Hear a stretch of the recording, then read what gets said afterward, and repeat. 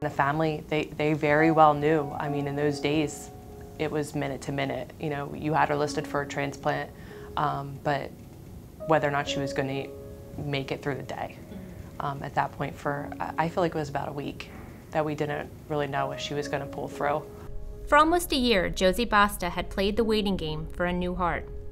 She lived in the cardiac intensive care unit at the Nemours Alfred I. DuPont Hospital for Children, tethered to a Berlin heart that did the work of her failing organ. But after 3 heart offers that fell through for various reasons, Josie was in prime condition to accept a new heart. She had the highest priority for the sickest patients on the United Network of Organ Sharing waiting list. Her dad Joe was pulling into the Ronald McDonald House just after noon on September 8th when his cell phone rang. It was the hospital's organ transplant coordinator, Shyla Haldeman.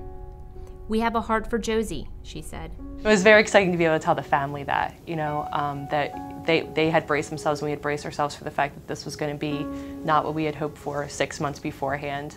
And then to be able to give them that after taking the first 3 away from them was wonderful. Dr. Christian Pizarro was in Orlando for a meeting at Nemours headquarters when Shyla called with the news.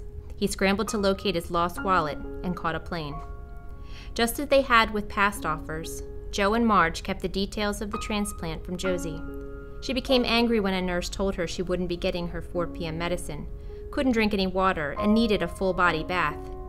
Meanwhile, the cardiac transplant team was readying for a long night. Perfusionists carried 2 Playmate coolers that were equipped with ice, saline, and a solution that temporarily stops a heart from beating.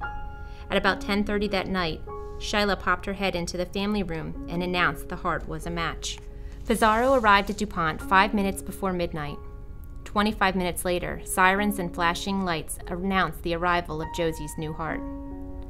At 1:55 a.m., Shyla told the family that the tubes connecting Josie's helper heart had been removed. Her old heart was coming out. The new one was going in.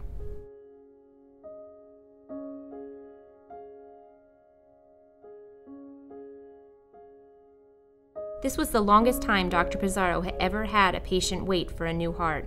When Joe and Marge finally got to visit Josie, she lay sedated in the hospital bed, breathing with the help of a ventilator. But for the first time in 333 days, there was no Berlin heart machine by her side. Reporting for Delaware Online, I'm Kelly Botham.